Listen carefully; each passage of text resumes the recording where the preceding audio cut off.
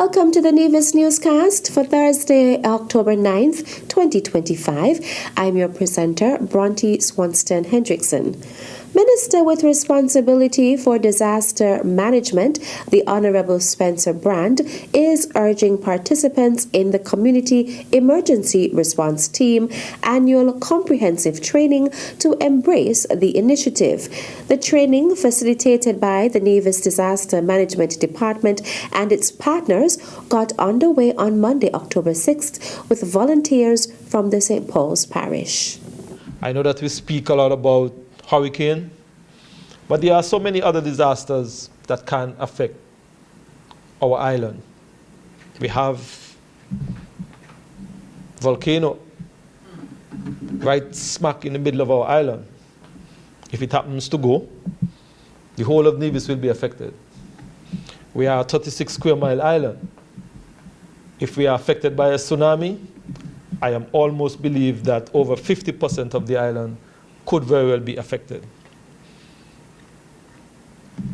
We have earthquake, and we know that we are very much in an area where we are prone to earthquakes. All of these can affect our island, and we are trying our very best to equip our people with the necessary skills to respond to these various disasters. The training covers search and rescue, fire safety, first aid and CPR, mental health and disaster management, radio communications, and more through practical exercises and disaster simulations. I want you to develop that level of confidence that if you have to implement these training, that you can do so with a level of confidence, compassion, and of course, a sense of pride and dignity. For St. Paul's Parish, the training is taking place from October 6th to 15th at the Nevis Disaster Management Department. For St. Thomas's Parish, from October 20th to 29th at the Jessops Community Centre. For St. James's Parish, from November 3rd to 12th at the Franklin Brown Community Centre. For St. George's Parish, from November 17th to 26th at the Charles L. Walters Community Centre, and St. John's Parish from December 1st to 10th at the Pond Hill Community Centre. The sessions commence at 5 p.m. The Nevis Island Administration, and in particular the Nevis Disaster Management, is in my mind willing to partner with our various communities. This is another example where the leadership of the disaster management is reaching out to our various communities. They are doing so to try and bring relief to our communities, and I want to say to our various communities, please partner with the Nevis Disaster Management, because they are here for you, and at the end of the day, whenever they are called upon to respond to any disaster, they will do so wholeheartedly. And they will do so, sadly, at times, neglecting their family. Because sometimes they will leave their homes early in the morning and they do not return for a few days. That can be the extent of their involvement. So I want you to partner with them, I want you to encourage them, and I want to wish this training session all the very best. And I hope that the various communities and persons in the community can take advantage of these training so we can better equip our various communities to respond to any disaster that may very well come our way. To register for the Community Emergency Response Team Annual Comprehensive Training, visit ndmd.kn on Facebook. Premier the Honourable Mac Brantley has highlighted agriculture as an area of cooperation as Nevis seeks to deepen its engagement with the island of St. Bartholomew, also known as St. Barts. There is a huge appetite in St. Barts for fresh food, fresh produce. And I'm talking lettuce, tomatoes, cucumbers, cabbage, leafy greens generally. And they have an insatiable appetite for things like mango and coconut. They're telling me that most of their produce, believe it or not, still comes from France. And it comes from France it goes now to Guadeloupe, and then it comes to them. So sometimes when they get that produce, it could be a week late. And so the idea of fresh produce, and we know the quality of guests that they get in, they want something that's fresh. At his September 30th press conference, Premier Brantley spoke to potential opportunities for farmers in the Federation. Now, I have spoken to our boating community here, and the guys are telling me that they can get from Nevis to St. Barts in less than 2 hours on the ocean. And so there is certainly the possibility for farmers in St. Kitts and in Nevis to start to produce for a market like St. Barts. Mangoes, as we say in Nevis, during the mango season, they're banging dog. St. Barts is telling me that that's a coveted luxury for them. In fact, I asked them where they get mangoes from, and they said St. Martin. And I thought, okay, they said Martin that I know can't be producing mangoes on any scale. And so I want, again, our people to start to reimagine business. Start to think about, if you're a small farmer, can I set up a couple shade houses? And can I say, St. Barts, I'm going to be growing lettuce for you. I'm going to be growing microgreens for you. I'm going to be growing peppers for you. And then we utilize the existing boating infrastructure that we have to get goods there in good order. Imagine you can pick cucumbers or pick peppers at 6 a.m. and they could be available to the people of St. Barts by 8:30 that same morning. That is how close we are, and that is what they are seeking and that we need to address. A lot of money is in St. Barts, very wealthy people are there, and it's really for us to engage with them. Premier of Nevis, the Honourable Mark Brantley. Still to come, St. Kitts and Nevis tables bill to establish regional CBI regulatory authority. I'll be right back with the details after this break.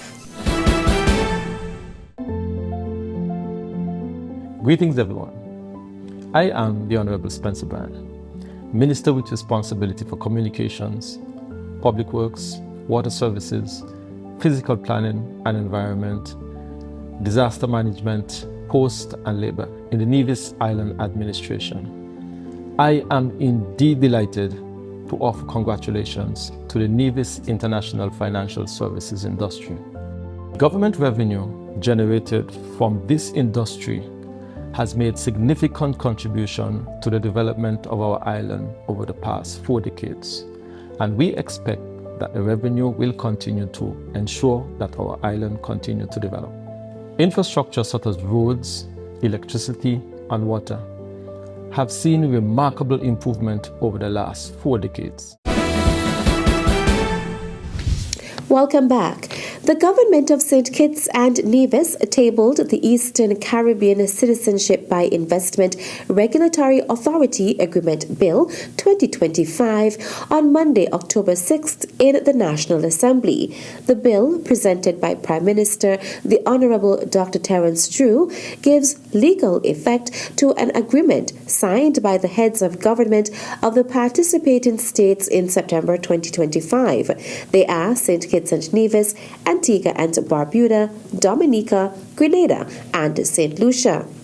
When passed, the legislation will establish the authority with a mandate to provide general oversight, regulation, and enforcement within the citizenship by investment CBI sector, ensuring programs operate with the highest levels of transparency, accountability, and due diligence. The bill also introduces offences and penalties for breaches of the Act, the regulatory law, or any related regulations. It will further empower the authority with strong enforcement mechanisms to uphold compliance, safeguard the integrity of the CBI framework, and bolster public and international confidence in the system. Transitional provisions are also included to ensure the smooth and effective commencement of the authority's functions. As it joins the celebration of World Post Day, Nevis Postal Services is reaffirming 3 pillars which guide its work: So notes Minister of Posts, the Honourable Spencer Brand. This year, we reaffirm 3 pillars to guide our work. People at the center. Post services must be welcoming, affordable, and reliable for every resident. We will intensify our outreach, introduce targeted pricing for essential communications, and ensure accessibility for persons with disability. Training and professional development for our staff will be prioritized to sustain courteous, competent service. Local service, global reach. Our local post is a gateway to the world. We will empower Nevisians entrepreneurs to reach international markets, support families with transnational connections, and ensure that every letter, parcel, or application carries Nevisian pride and reliability. Innovation with responsibility. We will embrace digital tools, online tracking, e-payments, digital ID verifications, and streamlined customer processes, while upholding security, privacy, and sustainability. We will actively pursue eco-friendly packaging, optimize routes for efficiency, and promote data protection and ethical use of information. This year's theme for World Post Day is Post for People, Local Service, Global Reach.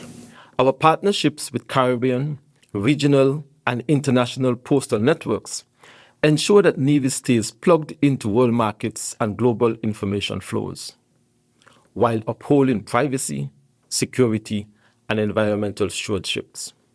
As we lead, let us remember that every letter carried, every parcel delivered, or every document processed is a pledge to keep Nevis connected, to empower our people, and to extend our hospitality to the world.